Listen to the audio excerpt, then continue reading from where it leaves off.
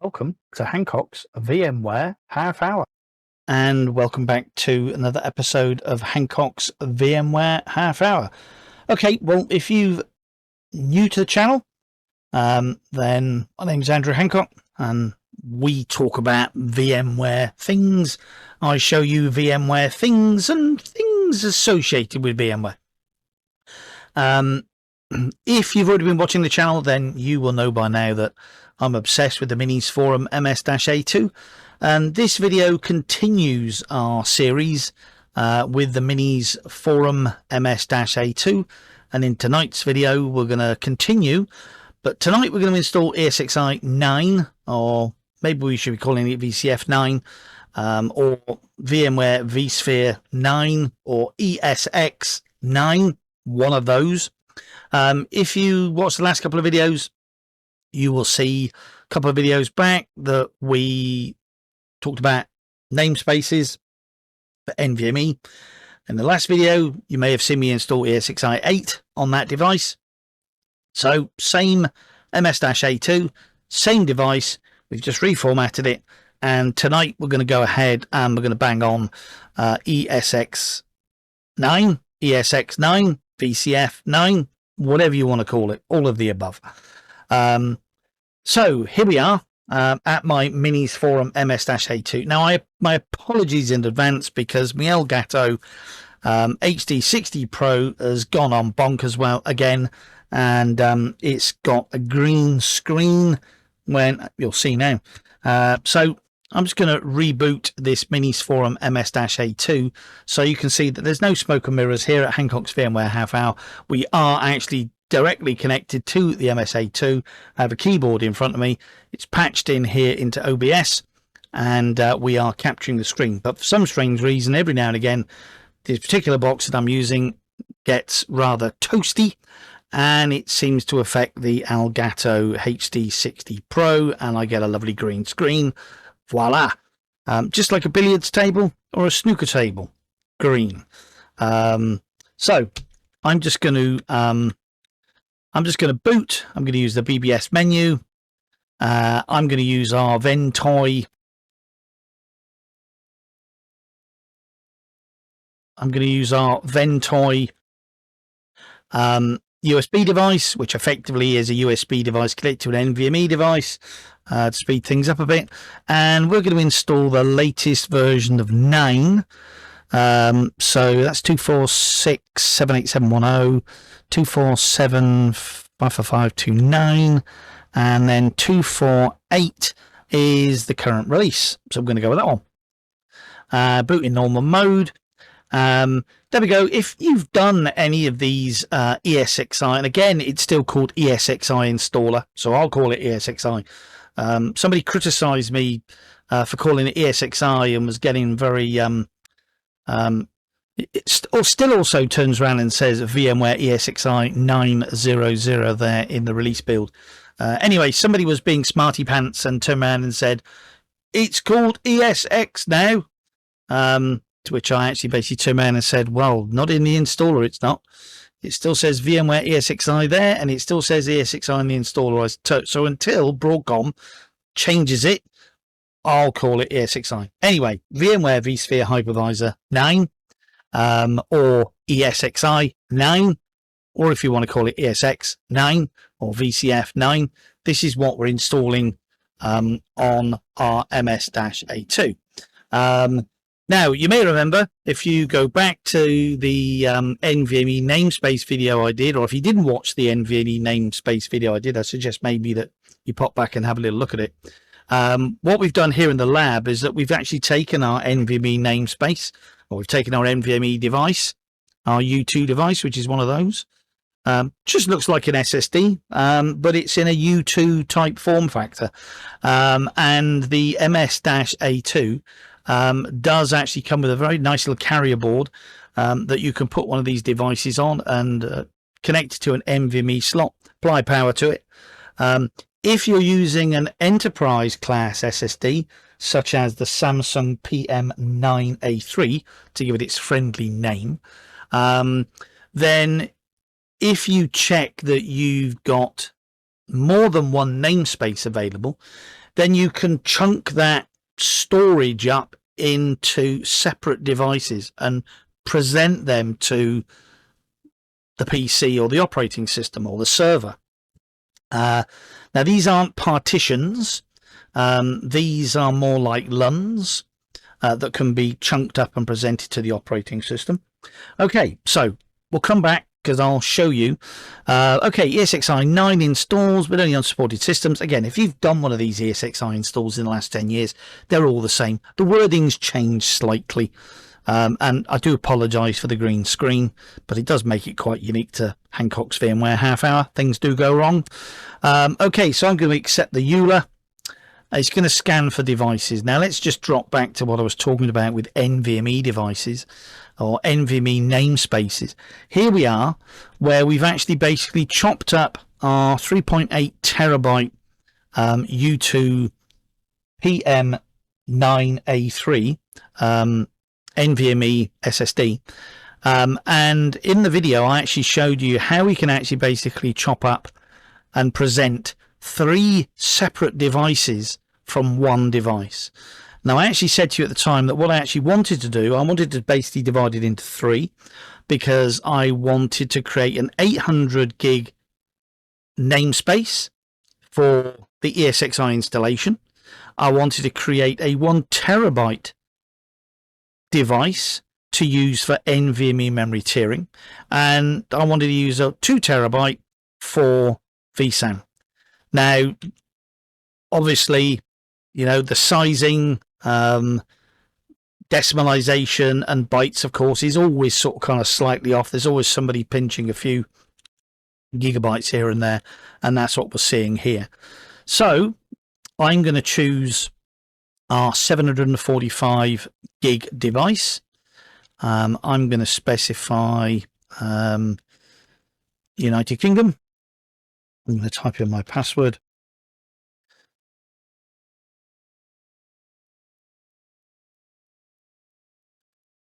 And yep, I know that there's nothing on that device because I've actually basically formatted it using the NVMe tools under Ubuntu. So I'm basically just going to hit F11 to install. And if you watch the last video where we did ESXi 8, it installed very, very quickly. So I'm going to hit enter, and it's basically going to shut down and restart, and it's going to boot VMware ESXi 9. Okay, so the reason for chopping up the single NVMe device that I've got here into 3 individual devices or namespaces is because if you want to allocate one of them to vSAN, that device must not have any other partitions or use on it at all. And exactly the same with NVMe tiering. It cannot have any other partitions or activity or anything on those disks. So the entire disk has to be dedicated to vSAN. The entire disk has to be allocated to NVMe tiering. And of course, by using a U2 device, it still gives me lots of flexibility because I've still got 2 completely free NVMe slots inside this device if I want to expand the storage on it. Of course, you may remember that I used an A&E key to replace the Bluetooth module, the Wi-Fi module, and to drop in a 1 terabyte M.2 2230 device to give me even more storage. But I'm a little bit curious about the heat. NVMe devices do give off a lot of heat, and under the MS-A2 is such a small device in terms of form factor. There's not a lot of space above NVMe port 2 and NVMe port 3, although there's a fan that sits right on the top, but there's no space for heat sinks. And I'm a bit of a nerd really when it comes to NVMe devices. I've got one here. I never ever like to put NVMe devices in things that are bare, By that I mean without a heatsink. I always put a heatsink on them.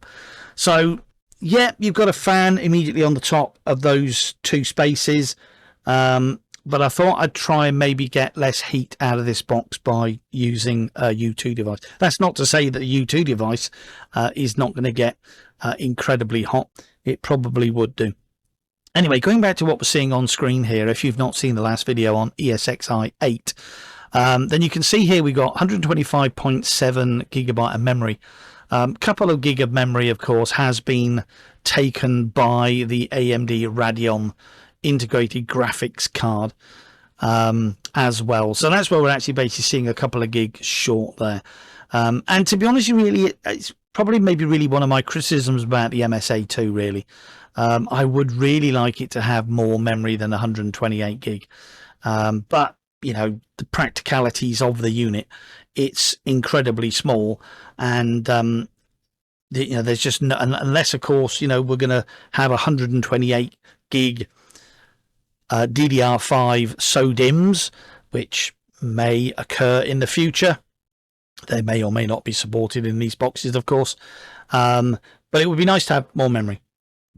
But of course, we can get around that by using memory tiering. Okay, so without further ado, I'm just going to log in here on our MS-A2. Need to change the keyboard again. So I'm operating here in the lab, and so many keyboards, so many desks. So let's get the right keyboard. Okay, so let me just turn off, and I say, I do apologize for the green over gold. Of course, it's supposed to be grey over gold and not green. So let me just turn off that, and you can see that we're back at the familiar web GUI. Yes, I'm going to join the customer improvement program. Our license expires in 90 days. Of course, the licensing now for ESXi 9, of course, is handled in a very different way. If we go to manage and we have a little look, there is no licensing option to add a license there now, because the licensing is actually distributed to vCenter Server 9 and ESXi 9 by Operations Manager. So you don't actually basically feed it in like you did in the past. So there's our storage. We've installed it onto our 745 gig partition there, and then our NVMe space, our device there, device 1, and that's device 2, and that's device 3 that are totaling up correctly. We've already got a data store that's been created, data store 1. So what I'm going to do, I'm going to add an NFS data store which has got my ISOs on it. I'm going to quickly install Windows Server 2025. We'll come back and power it on, and I can show you here in the lab that there are no smoke and mirrors, and I'm not doing a vMotion or a storage vMotion or any funny stuff like that, and actually show you that this does actually basically host a virtual machine. So I'll just put this on pause and I'll come back shortly, just to show you that there's no smoke and mirrors here. There's the Windows Server 2025 installer starting. So I'm going to go off and have a drink of pop. By that I mean orange squash, and or cordial if you're posh, and I'll be back shortly. Okay, I thought I'd just go back to console. What do you notice? Anything? Okay, there you go. As I was saying before, you know, one of my small complaints about the MS-A2 is its lack of memory, but there you can see we've got a AMD Ryzen 9 9955HX 16-core processor with 628.4 gigabytes of memory on ESXi 9. And now it's fully productionized. It's no longer a tech preview as it was in 8. It is now fully productionized. done a video before. I'll put that in the description so you can have a little look at how you can enable NVMe tiering on your ESXi version. 8.0.3 or 8.0 update 3 and later, you can enable NVMe tiering. You do have to dedicate an entire device for memory tiering. You can't have any partitions, you can't have any VMFS, you can't be using it for vSAN. You have to basically dedicate the entire device for it, which of course was the main reason that I used NVMe namespaces on an enterprise SSD to chop that up into chunks to allow me to do that. So there was a bit of planning, there was a bit of foresight into wanting to use a U2 device, enterprise SSD, to be able to do that. So if we just turn off that green screen, I did promise you a Windows Server 2025 installation, and here it is. Send the keys, and I must admit the installation was incredibly fast. I'm beginning to wonder now about the performance of some of the clusters that we manage at work and how slow they are with the deployment of virtual machines, because this is absolutely lightning. There we go. So there you go.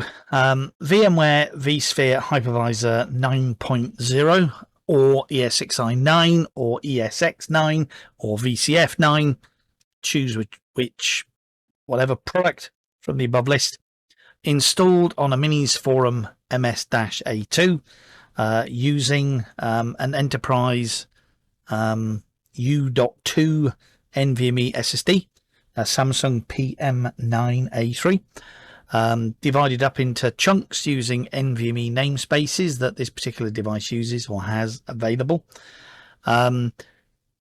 with 120 gig of RAM, and using NVMe memory tiering, we've been able to take that up to something like 628.4 gig. Not bad for a home lab server, eh? Anyway, if you've enjoyed this video this evening, then give me a thumbs up. Why not give me a double thumbs up? If you don't like this video, then give it a thumbs down, and don't like it, drop me a reason why in the comments, and I'm sure if you're a VMware hater, you probably will. But even ESX 8.0.3e in the home lab with NVMe memory tiering, you're going to be able to explore things like Proxmox, XCP, nested ESXi, Hyper-V, etc. So I still think that ESXi has a place in the home lab. If you don't think it does, then you can drop me a message in the comments and we can debate it. Anyway, thanks so much for watching. My name is Andrew Hancock at Hancock's VMware Half Hour.